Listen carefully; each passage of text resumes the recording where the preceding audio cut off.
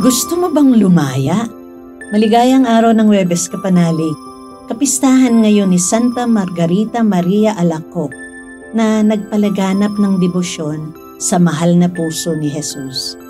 Ito po si Sister Rose Agtarap ng Daughters of St. Paul para sa mabuting balita.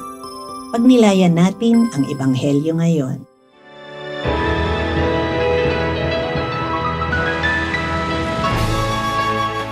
Sinabi ni Jesus, "Sawimpalad kayong nagtatayo ng mga puntod sa mga propetang pinatay ng inyong mga ama. Sa gayon ninyo inaamin at sinasang-ayunan ang mga ginawa ng inyong mga ama. Iniligpit nila ang mga propeta at makapagtatayo na kayo ngayon. At sinabi rin ng karunungan ng Diyos, nagsugo ako sa kanila ng mga propeta at mga apostol, ngunit uusigin nila at papatayin ang ilan sa kanila. Kaya't papapanagutin ang saling lahing ito sa dugo ng lahat ng propeta, sa dugong nabuhos mula pa sa pagkatatag ng mundo, mula sa dugo ni Abel hanggang sa dugo ni Zacarias na nasawi sa pagitan ng altar at ng sanktuaryo. O, sinasabi ko sa inyo, papapanagutin ang salinlahing ito. Sawimpalad kayong mga guro ng batas na umagaw sa susi ng kaalaman. Hindi na kayo pumasok at hinahadlangan pa ninyo ang mga makapapasok." Pagkatapos ay umalis si Jesus at sinimula naman ng mga guro ng batas at mga Parisiyo na mahigpit na makipagtalo sa kanya. Pinapagsalita nila siya tungkol sa maraming bagay at pilit na sinisilo sa anumang sinasabi niya.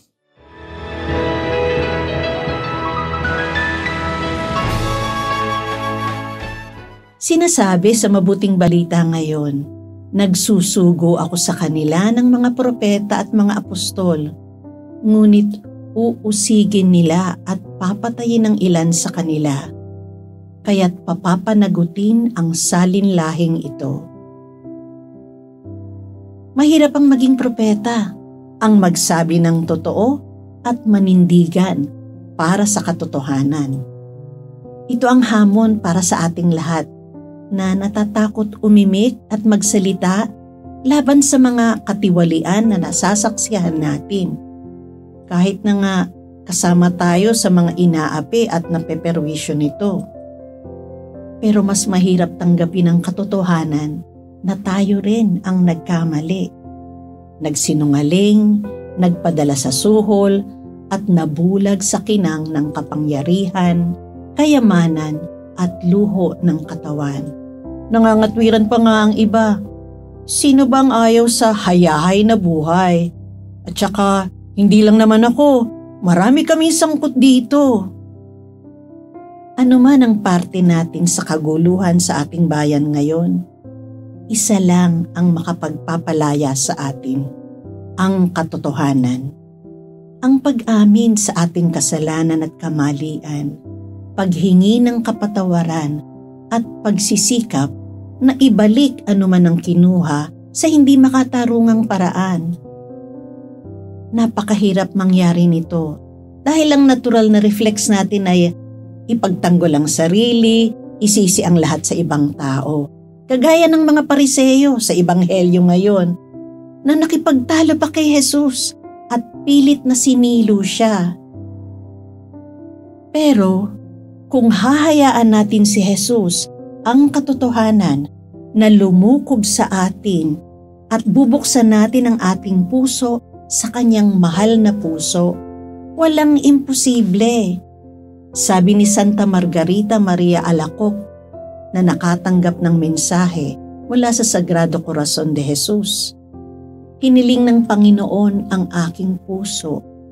Hiniling ko sa kanya na kunin ito at inilagay niya ang puso ko sa kaibig-ibig niyang puso. Pagkatapos, ipinakita niya sa akin na parang isang maliit na atom ang puso kong natupok sa kanyang nagniningas na puso.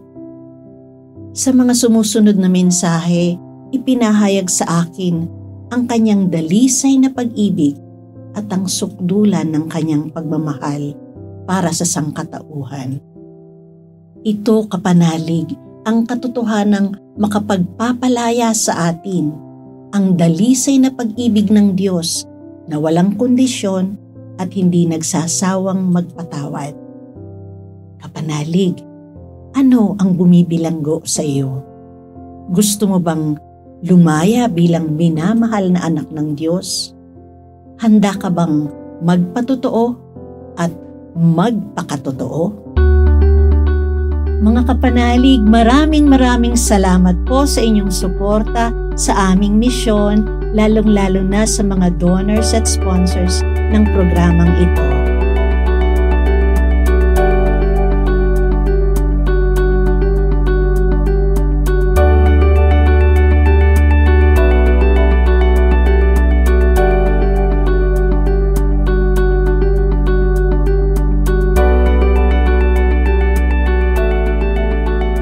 Subscribe, like, share, and follow po lines sa aming social media accounts. Patuloy po kaming humihingi ng inyong tulong upang maipagpatuloy ang programang ito. Maaari po ninyong ipadala ang inyong love offerings at donasyon sa aming donations channels. Makakaasa po kayo na kasamang lagi ang inyong mga intensyon at kahilingan sa aming panalangin araw-araw. Ito pong muli si Sister Rose na nag-aanyaya sa inyong manalangin kasama ni San Francisco para sa kapayapaan ng ating bayan at ng buong mundo.